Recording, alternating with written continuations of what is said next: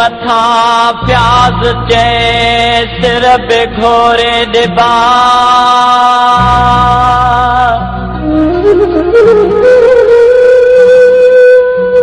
कदे मन मचबा महबूब खां में तिलो चे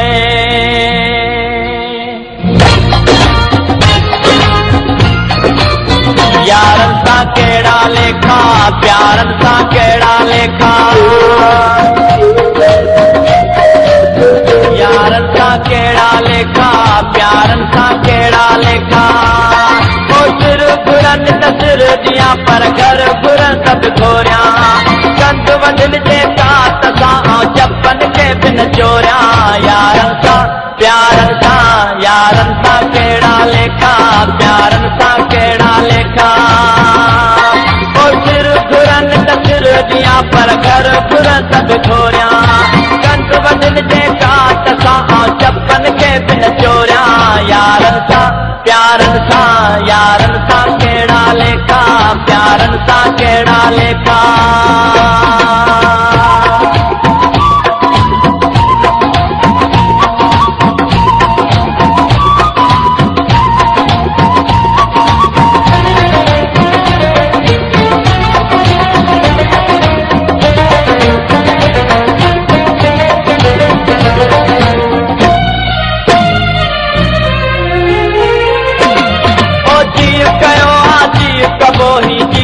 जग जुड़ला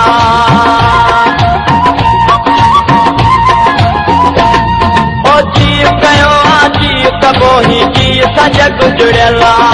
मंदिर की जे मन में सो अञा ताईं उजड़ला यारन सा केड़ा लेखा प्यारन सा केड़ा लेखा ओ सिर घुरन तसर दिया पर घर घुरन सब घोरिया कंद कपिल जे का तसा चपन के बिन चोरिया यारन सा केड़ा लेखा प्यारन सा केड़ा लेखा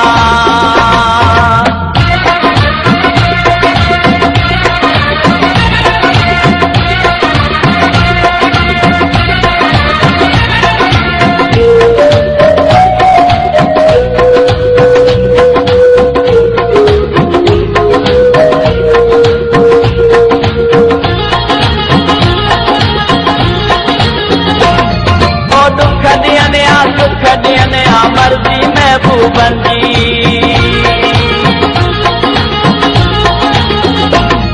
ओ दुख दियने सुख दियने मर्जी महबूबन जी जैसी आए सास जी में भी गुलामी तंजी यारन सा केड़ा लेखा प्यारन सा केड़ा लेखा ओ सिर घुरन तसर दिया पर घर घुरन सब घोरिया कंद वडल जे का तसा चपन के बिन चोरिया यारन सा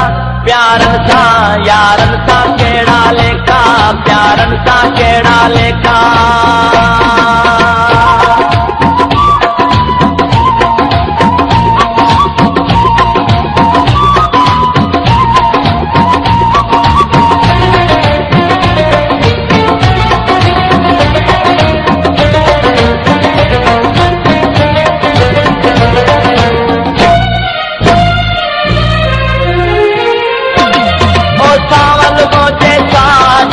मालिक मौला जाने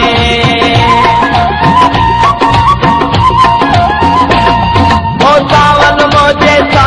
जो मालिक मौला जाने मीराली महबूब लही तन पयो थो ताणे यारन सा केड़ा लेखा प्यारन सा केड़ा लेखा ओ सिर घुरन तसर दिया पर घर घुरन सब घोरिया रात सां ऐं चपन खे बि न चोरियां। यारनि सां प्यारनि सां, यारनि सां कहिड़ा लेखा, प्यारनि सां कहिड़ा लेखा, यारनि सां